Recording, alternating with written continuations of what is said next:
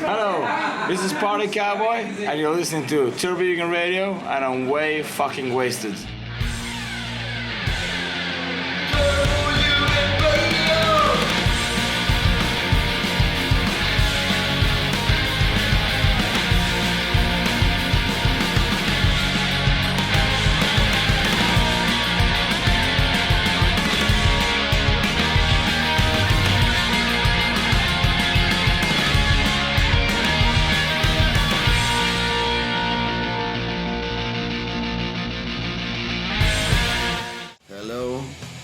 Hello, it's good to be back, it's good to be back, hello. You can feel it. Hello. You can feel the denim in your voice. It's good to be back, it's good to be back in Hamburg. Back in Hamburg, Turbine Radio, the Bengal and the TJR taking you to the city of ass, the city of denim, and on this episode of Turbine Radio, we will be guiding you through the days of the Turbine Target, through the whole weekend, as we are talking to a spectacular band from Norway. The band is called Honningbarna, and they blew us like the wind, honestly. And another guy who blew us like another wind is Chuck Maple, as we are talking about bootlegging Kuttes. So glue your eyes to your friend's rear end and glue your ears to the loudspeakers. Sit down. Open your pants and to pull back your forehead to enjoy this month's episode directly from Hamburg. Turbine Radio, just for you. Enjoy. So thank God we're in Hamburg. Thank God we get the chance to talk to Chuck Destruction of Turbine Fort Collins. Chuck is doing the Turbine mail order for years now, and from time to time the topic or the problem arises about Turbine bootlegs and whoever does the mail order. So I would like to take the chance to talk to Chuck about the whole concept and idea of the Turbine merch and why things are done the way they are done actually. So Chuck, for how long have you been doing the whole stuff now? The mail order we've been working on for about 2.5 years now. Right around that. It's been a long haul. 2 years has brought a lot of wisdom to exactly how the mail order functions. So how did the whole thing start? How did you get involved? How I got involved, basically, to give a brief rundown, this might as well be ancient history by this point. Overall, Bitscore for some time did all of the Turbo Negro merch and all the Turbo Negro affiliated stuff, and overall Bitscore was doing a great job for quite some time. Without Bitscore and without the band, we wouldn't be where we're at as the Turbo Jugend. It kind of came into be because of the fact that there was just overall a couple little hiccups that were basically creating a long time for people to wait. I mean, when I ordered my first Kuta, that was in I'd like to say 05, 06, and it took 9 months for it to arrive. The email communication was minimal at best. It was, overall there were some things lacking. And a couple years back, I was checking quite regularly the old mail order page, and, I was in discussion quite a bit with El Presidente at the time concerning just how things were working and the idea of setting up more of a U.S. branch for it. And there was, as soon as I gave him a phone call and we discussed it, everything seemed to be moving forward, but then communication dropped again, and I waited for quite some time for communication to pick back up and waiting for responses and trying to basically pester him about it. And eventually, we had to take it upon ourselves to do something about it, and we did.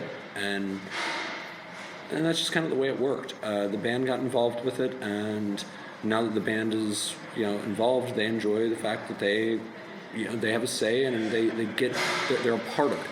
And that's something that with Bitscore there was a lofty separation between Bitscore and the band, and now it's the band's involved and they're happy to be a part of the Turbo Jugend, despite the fact that it is their fan club, which is kind of awkward at times, but it's an interesting Mobius strip of getting along that happens. And how far is the band still involved, or what are the rules, or what is the part of the deal that you can run the whole business? Is there I would think there is a set of rules that like any merch order has to follow?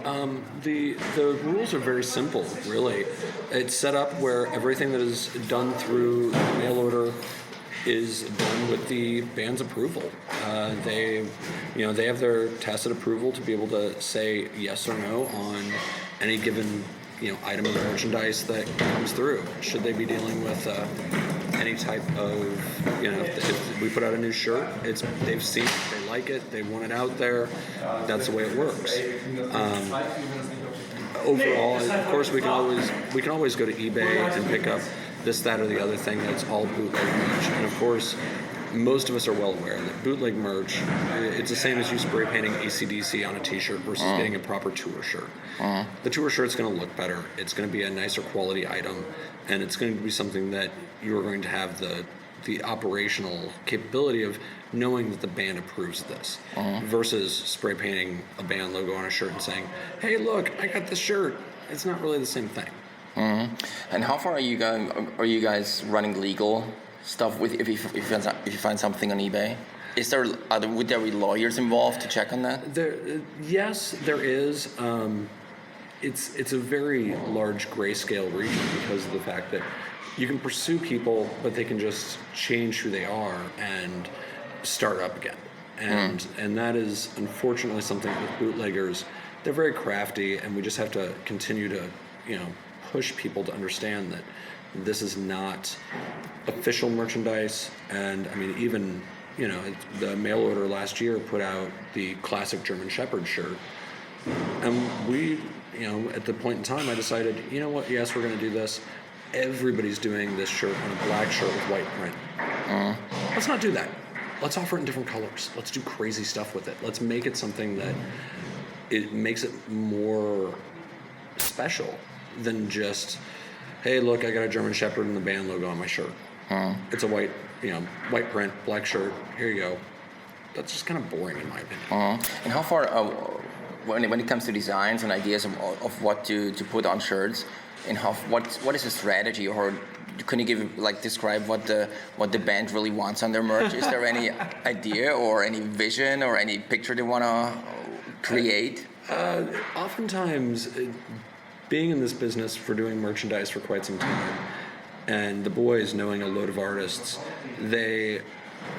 all of us kind of work together and find there's certain friends along the way that have designed something really special and crazy. One thing that comes to mind is the Skull and Blade shirt that came out a year and a half ago, I think. It's just an awesome shirt, and one of the wonderful gentlemen from Hexed from Norway designed it, and it's a fabulous design, and it's beautiful. Was the guy from the Jugend?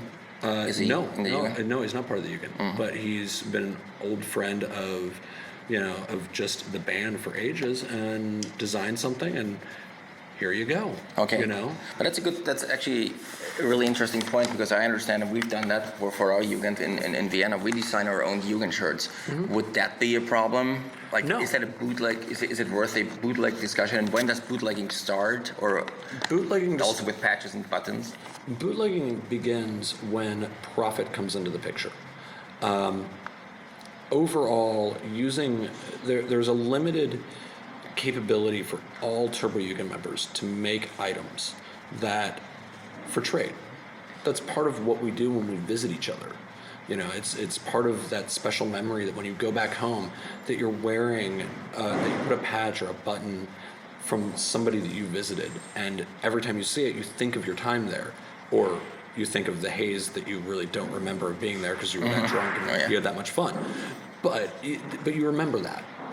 That is something that is very special to the Turbo Jugend, and it's something that most organizations that start off as band fan clubs not only don't have, but really lose track of.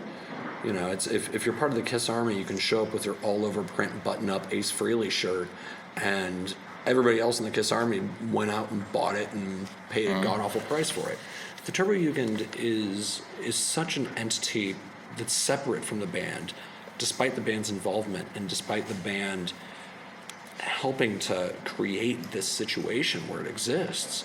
And I think that's a prime reason why a lot of the times when you run into bootleg Kutte and homemade Kutte, the issue is that you're not really, to a degree, paying tribute to the band that allowed this to come into being. And I think that it's, to a degree, there's a level of disrespect there, because a lot of people lose track that this isn't just themselves. This isn't one person doing it. This isn't one chapter. This isn't just your town and your area, your region. But overall, it sends this message out that that the Turbo-Jugend and your chapter is more important than how the band feels concerning this. And the Turbo-Jugend, I mean, there are many people within the Turbo-Jugend that can completely volunteer that their favorite band is not Turbo Negro, but they love the Turbo-Jugend. They still love Turbo Negro, but it's not their favorite band. And that's part of what makes the Turbo-Jugend so special, is that we are all unique little flowers. And it's difficult for some people to really fully understand that. Yeah, I mean, me being an ambassador, and we've had discussions about like bootleg Kutte just recently also. And for some reason, I talk to people a lot, and for some reason, I get the impression that some of them are not getting the whole aspect of doing your own Kutte if the thing gets out of control.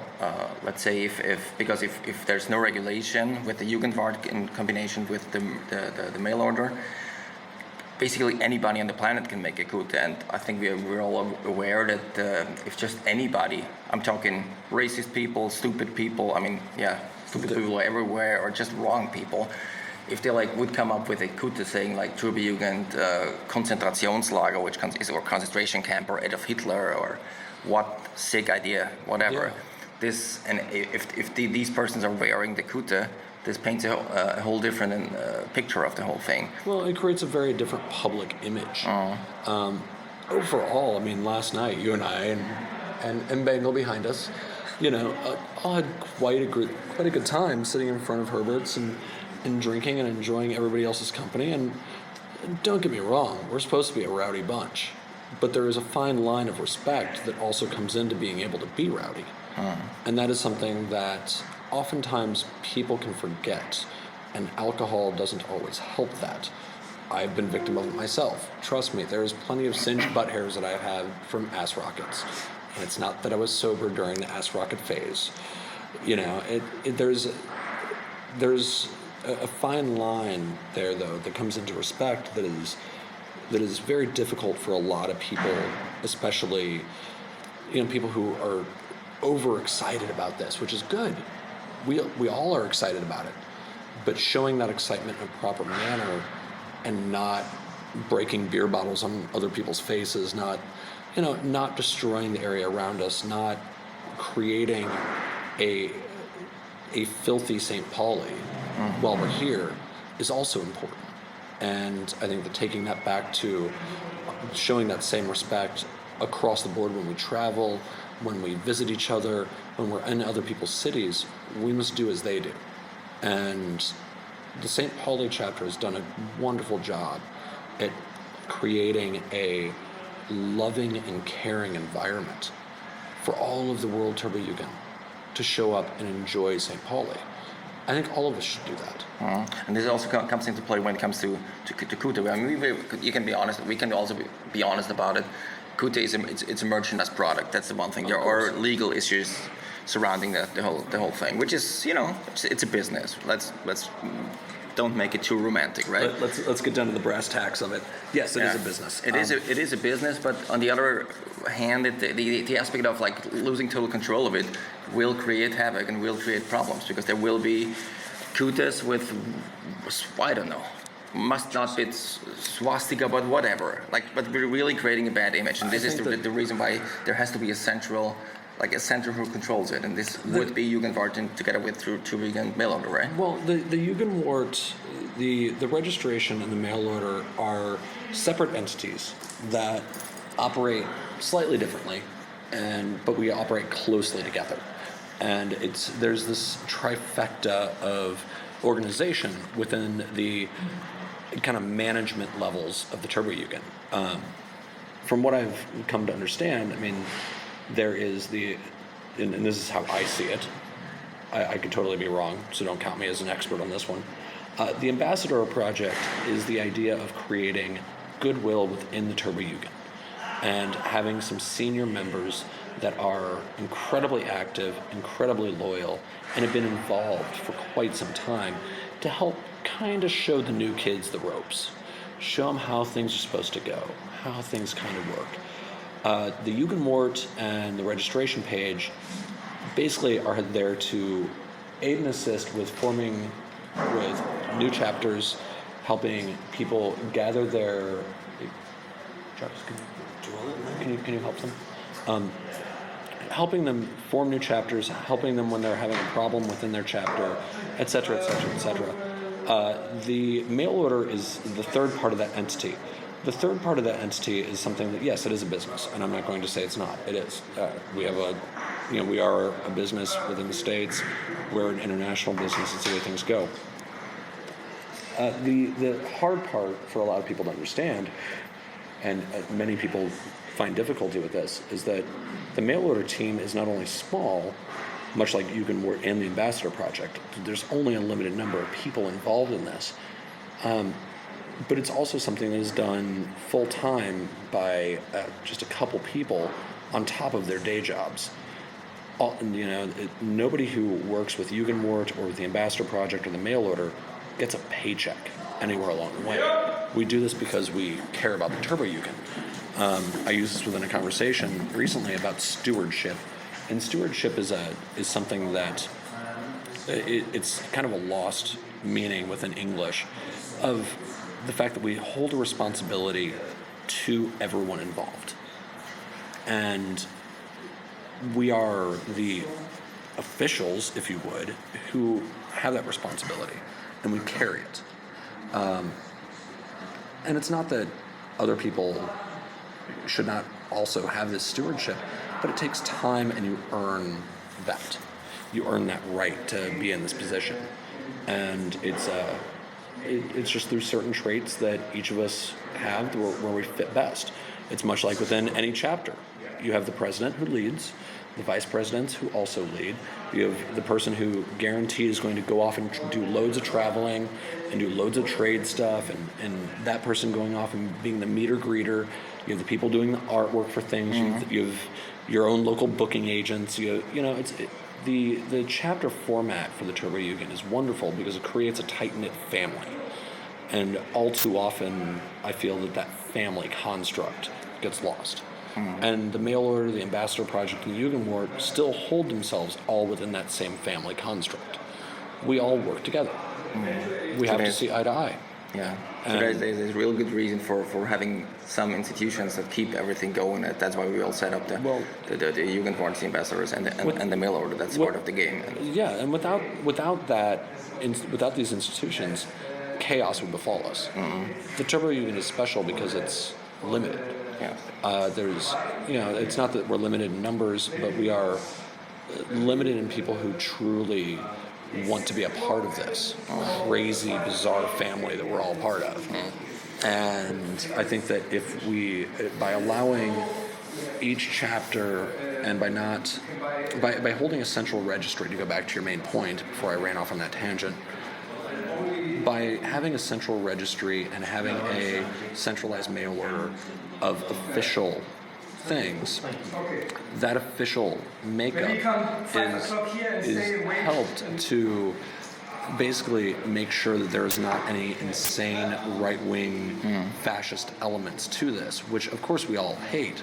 But if some neo-Nazi in your community saw that you made a homemade jacket, they could probably make their own. And if they made their own, they could do concentration camp. They could do Adolf Hitler. They could do swastika love. And other whatever. people will follow. And other people will see that and then go, oh, well, I want to be a part of that. I'm copying this. And then before you know it, we have, we are getting put onto, watch lists when we travel. We are dealing with airport security problems. We are dealing with large-scale police issues, and that's... And with the internet spreading it all over the globe, or as I understand, I've mentioned that before lots of time on the podcast, swastika in the US is not a swastika, even if it's a punk swastika like Sid Vicious wears it. In the US you can get away with it. In Germany you will get into serious problems. Absolutely. You will get kicked in it. And so if there's somebody wearing a uniform, it's basically if you see it as a uniform, the jacket, and if you see something in the States and you transport that over the internet to Europe, there will be problems. And so this is one, going back to the bootleg discussions, this is one of the reasons why there has to be some sort of control. What are you doing if you see somebody with a bootleg could are you taking it off right away? Or honestly, I would rather just have a nice discussion with them and explain some of the details that we've covered so far. Just so that they can understand from that standpoint, because obviously we cannot prevent bootlegging from happening. But we can ask in a respectful manner and discuss why we don't want that to happen. As I have explained previously, since all of us have day jobs, being an import-export specialist is not my day job. I'm a tattoo artist. And so I'm still learning the ropes of how the import-export functions. I mean, this is a couple years in, and there's always new laws that I have to look up and understand regulations and really spend some time focusing on that part of my work within the Turbo-Jugend.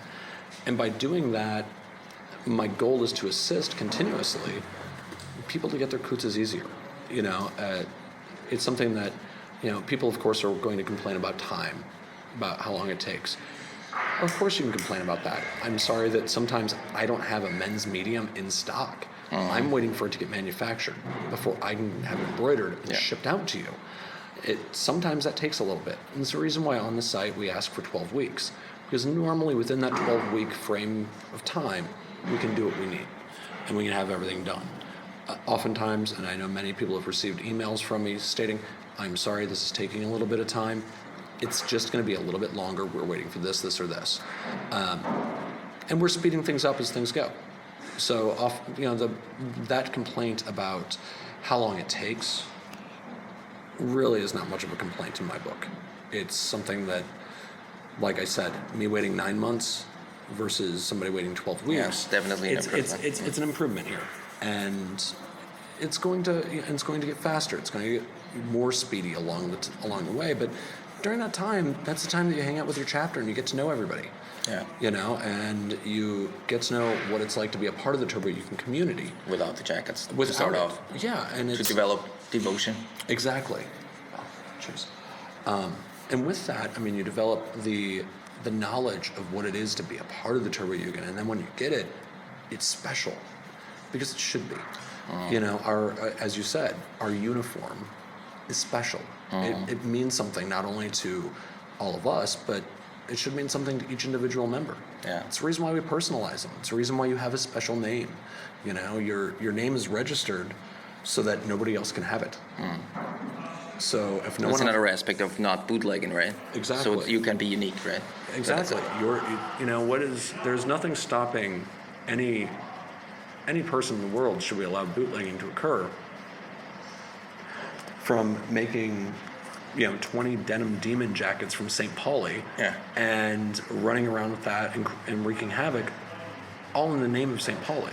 It's all and that is something that, should you think about that on the local chapter level, the difficulty is that you are going to be dealing with that you can't make sure that those people are a part of your chapter. Yeah. And if they're not a part of your chapter, why would you would not like them running around? Exactly. So that's the aspect of making a kuta and like trying to join or acting as if you joined a existing chapter, which the existing chapter obviously does not want. So I think you pretty much got the point across why we are doing it. The jackets from as a turbo vegan mail order out of control centers, so to say. Well, yeah, and it's not something that we want a domination or of control. It's that we want to make sure that there is a quality control, that people are getting the proper things for their, with their proper names, and that there is not a whole number of people that are misrepresenting the Turbo Jugend as a whole, but also that are misrepresenting each chapter, because each chapter works differently. And that's part of the beauty of being in the Turbo Jugend, is getting to know each chapter and how they work differently. Yeah. So and that's what makes it special. Yeah, that pretty much sums it up. That bootlegging. Summing it up, bootlegging is okay, or it's not bootlegging actually. If we're talking about patches, buttons, T-shirts of your Jugend, which you can trade and not use commercially or get money to reap money from. But as far as Kutten go, there is a necessary level of controlled regulation, as I would put it. So I hope we got the point across out there. If you got any questions, just hit us up, the ambassadors, or Chuck, or the Jugendwart. We'll gladly explain that to you in person as well. Absolutely. Thank you, Chuck, for your time, taking your time on a busy Friday day, where the Turbo Negro is going to play at night. Yes. So I thank you for your time. We all have a great weekend here in Hamburg. Everybody, thanks for listening. Turbo Jugend Update. So it's a Saturday night, and Edward from Honningbarna, is that how you spell it? Yes. Is standing next to me now. It's just honestly I'm blown away. You just had your first concert at the Turbo Jugendtage here in Hamburg, and you're from Norway. Yeah. And you were supporting the Hip Priests. They have to play now. They're cooling down after us, I guess. Yes, this is the naked truth, because I honestly have to say, on behalf of the Turbo Jugend, if I might do that, I want to thank you for doing that today, because I've been talking to so many people about just after the concert right now, and you blew us away. So give the Turbo Jugend, the audience, just a brief introduction of who you are, how many years have you guys been playing, and where you're from, and where you want to go. I guess 21-year-old boys from Kristiansand in Norway, played together for 4 years now, and we are currently working for world domination, I guess. Yes, which we are. Honestly, I've seen it the first time, and I've been talking to the band or people organizing stuff here, and they were always mentioning you guys, and I was like, this is the new stuff, the new band from Norway. Okay, I'll have a listen. And after the first song, people are losing it, not even knowing your guys' songs and everything. Yeah, but that's sort of the thing, because we sing in Norwegian, but I think Norwegian language. Yeah, Norwegian language, but I think what gets lost in the language barrier we gain in the energy. We have the energy and the aggression and the frustration that we play. I think we gain what we lose in just that, because obviously it worked. People are dancing, people are having fun, and that's what it's all about. So go back to Norway. If you're playing in Norway, is it the same atmosphere? Are people losing it as I just experienced it here? It depends. People don't know what the fuck we're singing about there either, because we have such a quite strange dialect, our accent. But yeah, somewhere people go bananas, but... Because this was a perfect example, because most of the people did not understand the lyrics, but still they were losing it. Yeah, and they were understanding us, even though they didn't understand the lyrics. Exactly. Yeah. So but you were mentioning the energy thing. Yeah. You're self-confident because you know about your energy.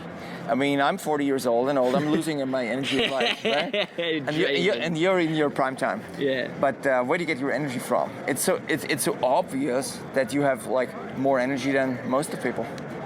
Yeah, I guess all of us guys have lots of energy, but it's basically it's not that hard actually, because people think it's so hard to get that adrenaline kick, because we don't drink before shows or anything.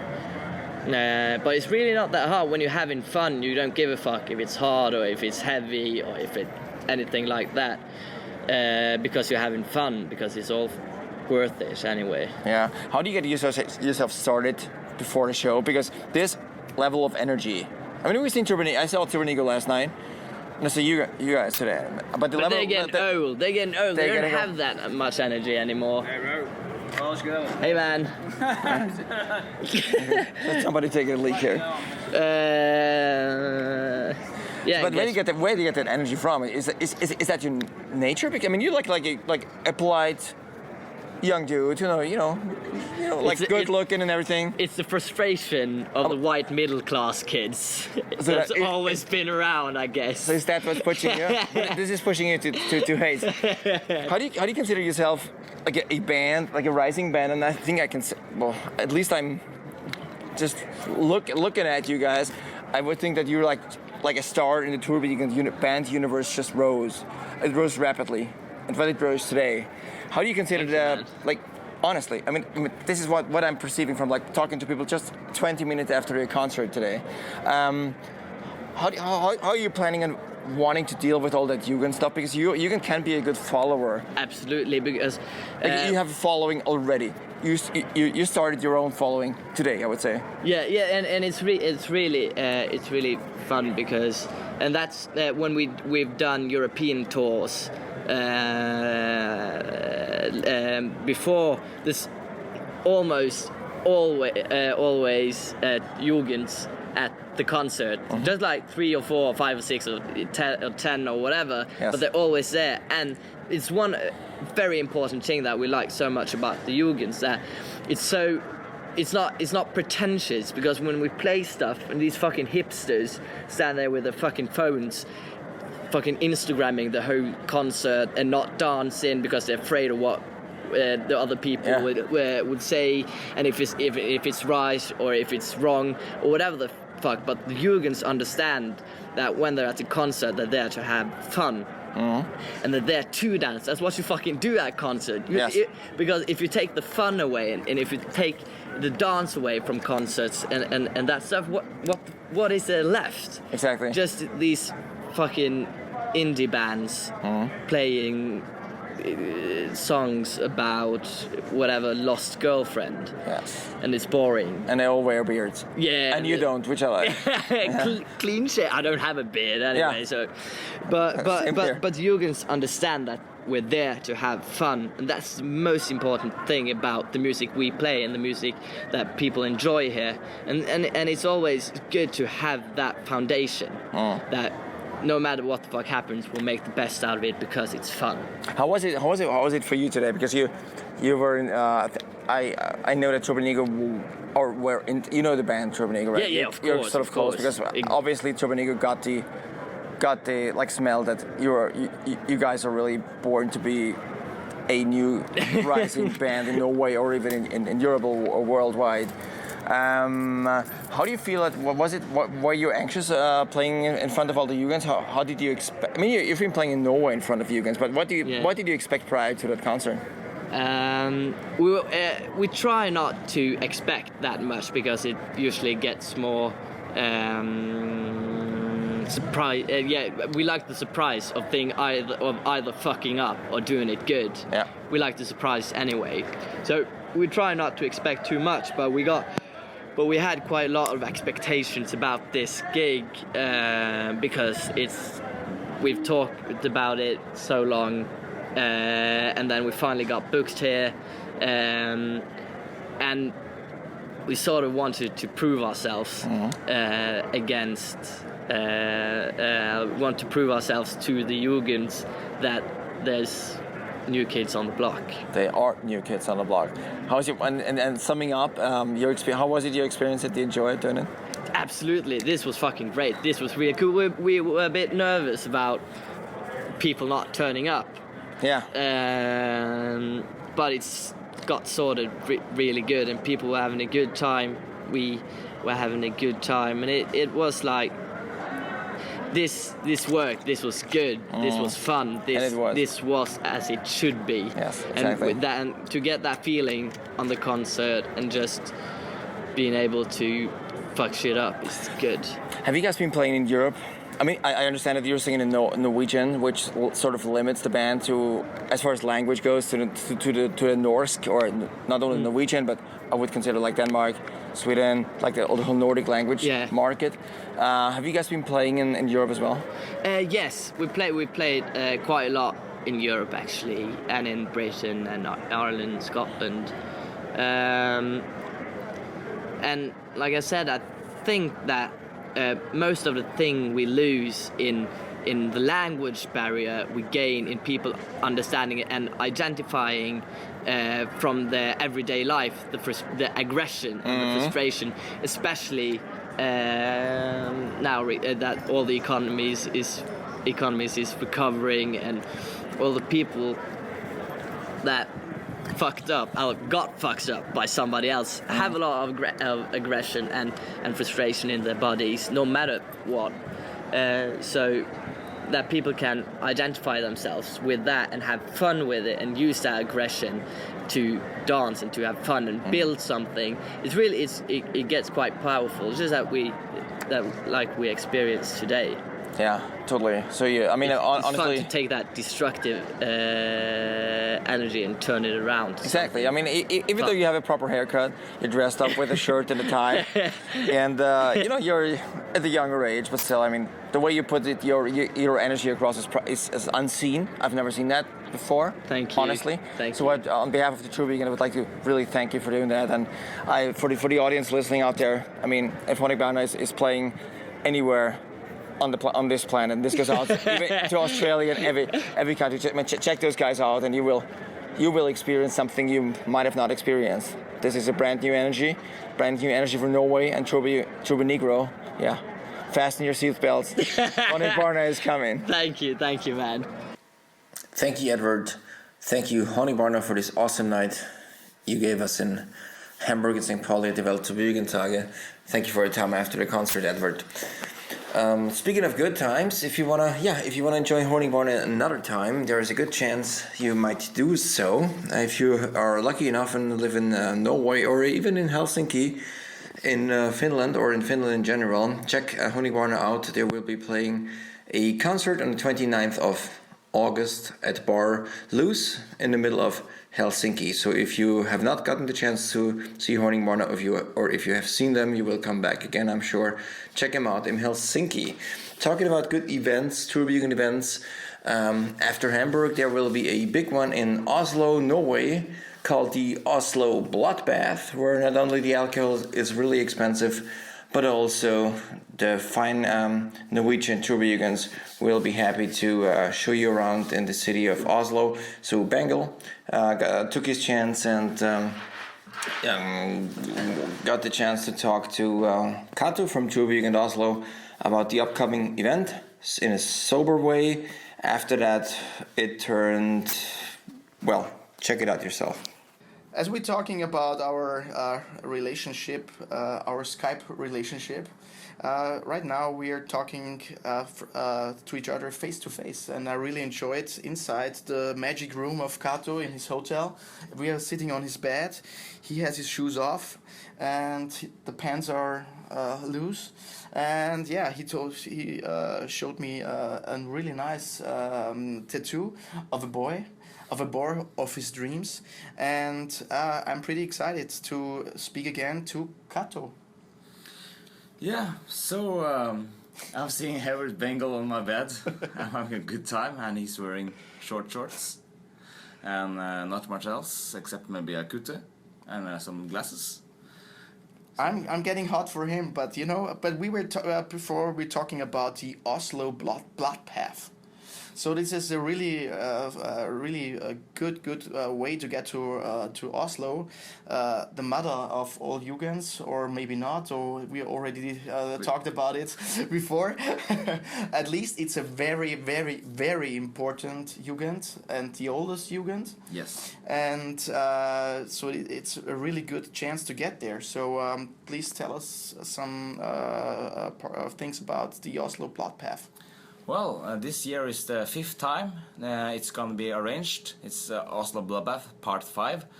It's a True Vegan Oslo party, gone big. It's kind of like a small True Vegan Tage. You come there, you drink, you have fun. There's bands, there's a lot of people, and yeah, we just do what we do in Hamburg or at Punk Rock Bowling, only in Oslo. And it's not only one day; it's more days. It's like 3 days or something. It's 2 official days with concerts, but also we have the early arrivals day, Okay. which is on Thursday. Then there's Friday and Saturday is concerts, and Saturday we do like Tiki Sunday, which is just tiki drinks and good times for those who can manage and did survive. All right. So which is what are the bands that they're going to be there?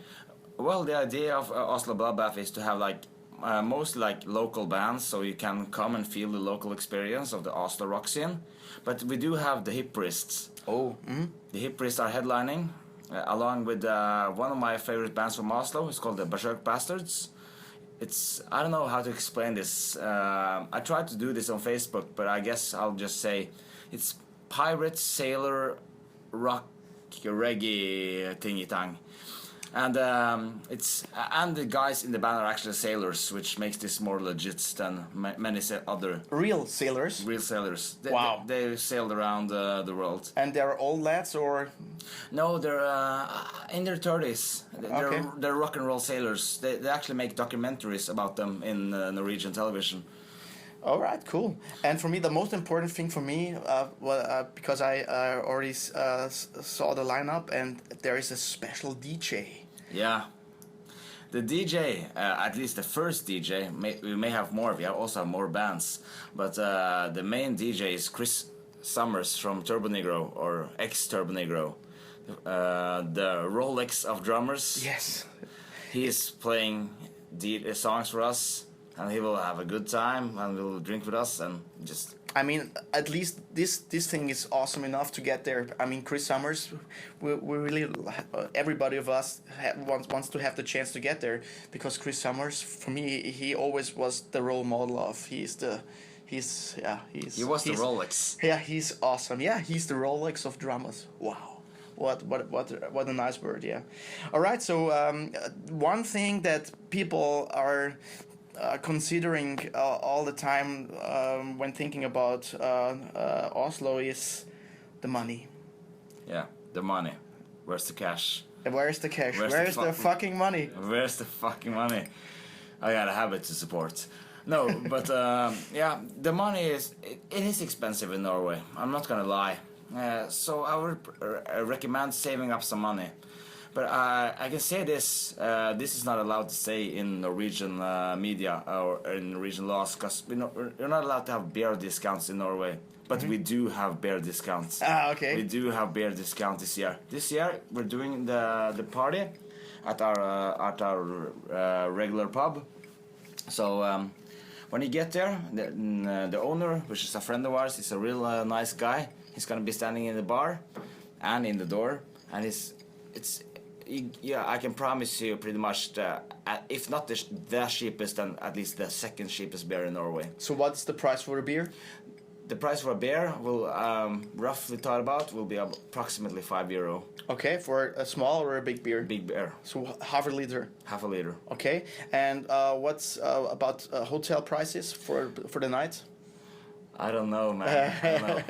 Are there like dorms or stuff where people can there's pack them each, sleep on each other, and there's dorms, there's hotels, there's like tiny places where you can just sleep on stacks. Yeah. And if you're quick and if you really want to come, you can just contact us on our group on Facebook. Maybe you can sleep on our couch. Oh wow, that's a great offer. So one last thing is how many Jugends have attended last year?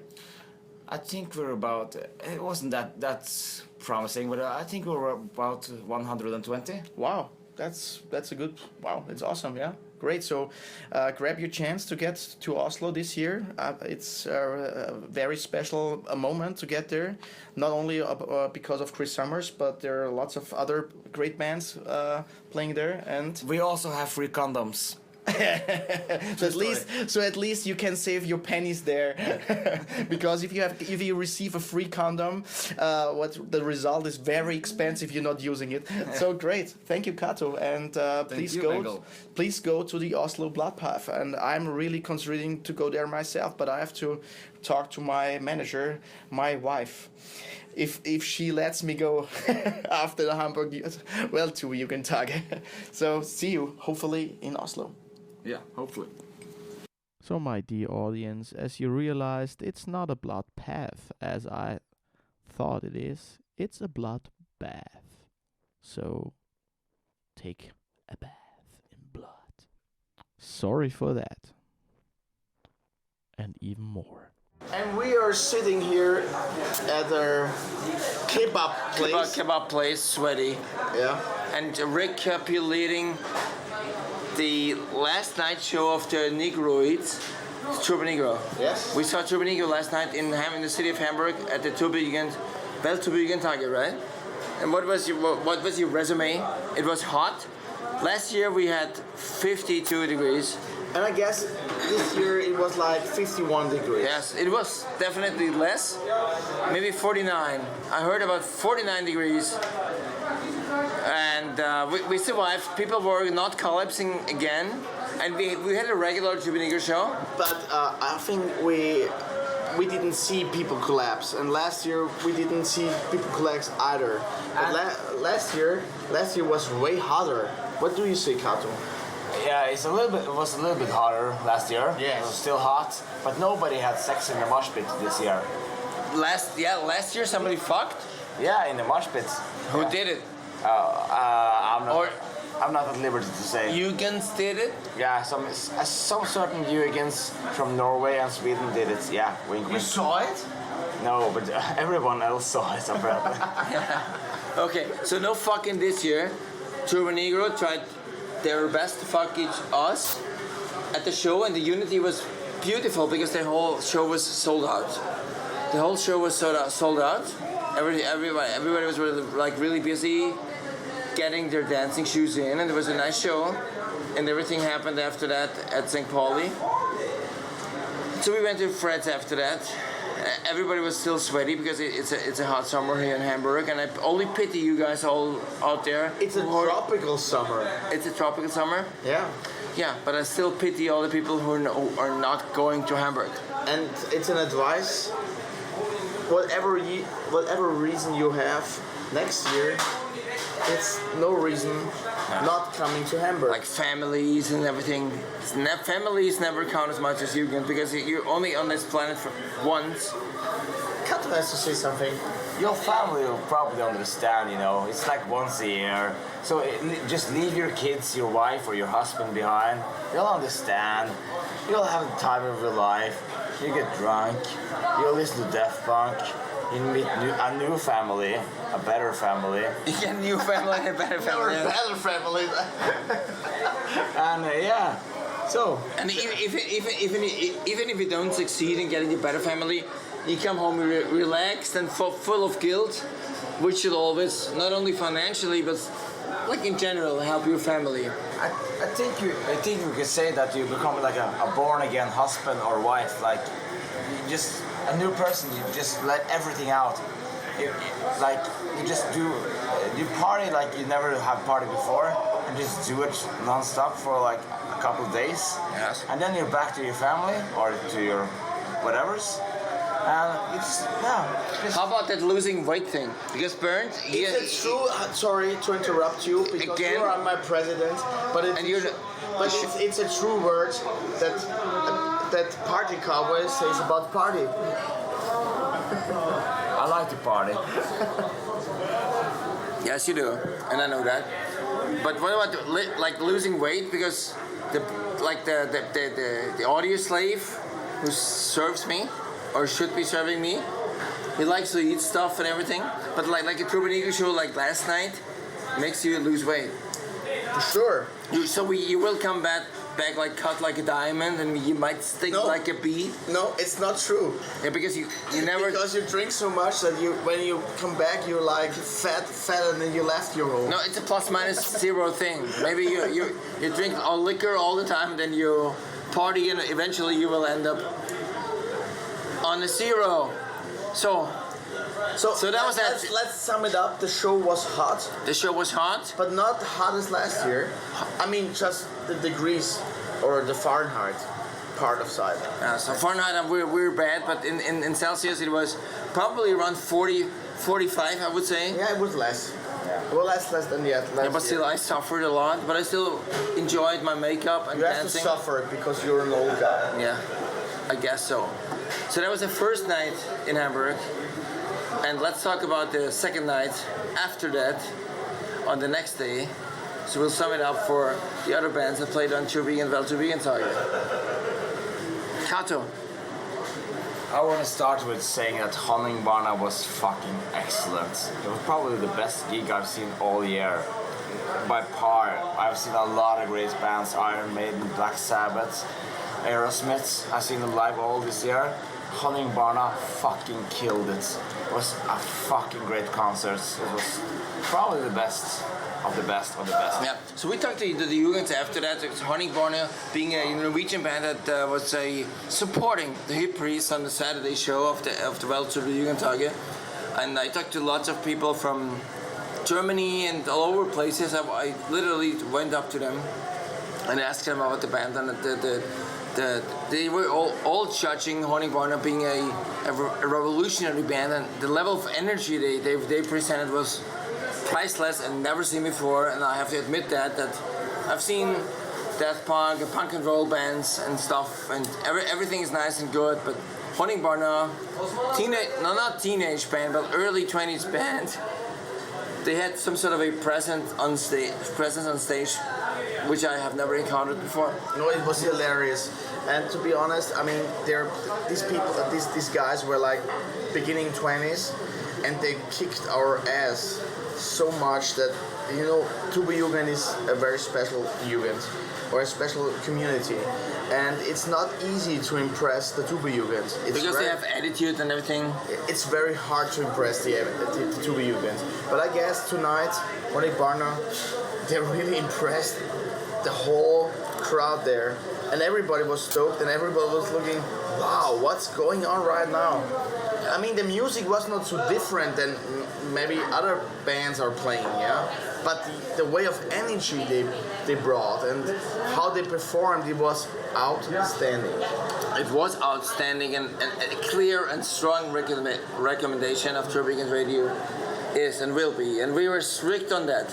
We as clear as we have ever been. Honningbarna, if they are ever on tour in the vicinity of like 300 kilometers, hop in your car, go there and check out their tour, because this band is great. At this point, you can probably see them at small venues, even though they sing Norwegian, but still they will be playing at the smaller venues. Go there, enjoy them, enjoy the whole atmosphere, the whole energy. They are the new pupils of Turbo Negro, and they will. I mean, Turbo Negro needs a serious injection of energy to prevent Honningbarna from taking them over. They will beat your children if you don't come to the concerts. Yes. So go ahead, check out this band, Honningbarna.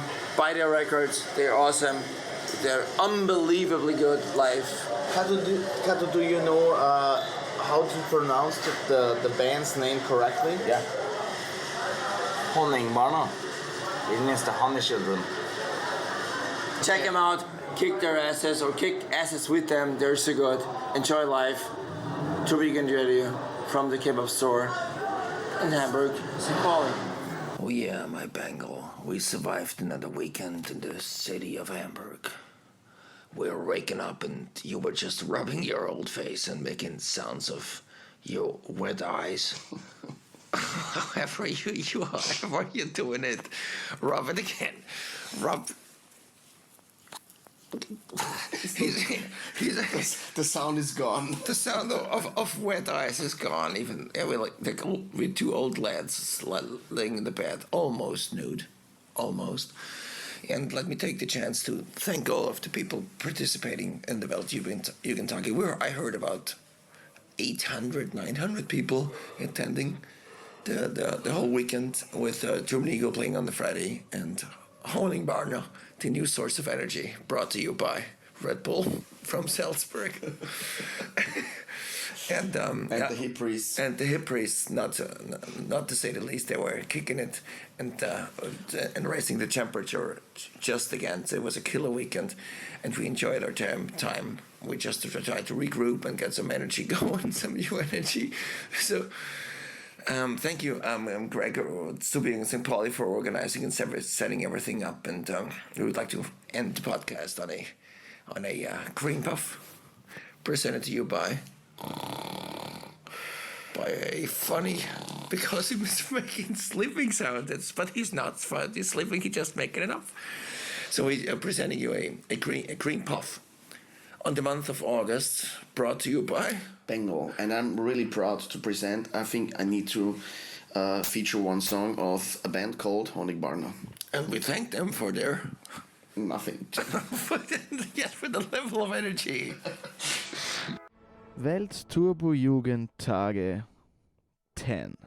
What a weekend! Turbo played the second hottest show of my life.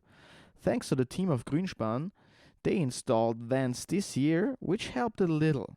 I still had some dry areas on my Kutte, even if I danced nearly the whole concert in second row.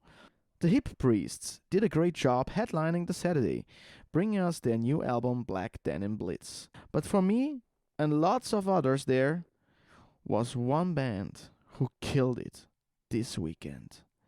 Their singer had an aura like a prophet. The guitarist was playing while crowd surfing. The music was intense, in your face. In fact, this band isn't a supporting band, not even for Turbo Negro. Listening to their music on CD isn't quite the same experience, but still worth it, for sure. But in the meanwhile, fasten your seatbelt at home, tune your nipples, and get blown away by the honey boys of Honningbarna. Oh, by the way, did we mention energy? Did we mention the energy? I guess we were, and we still are, really excited about them.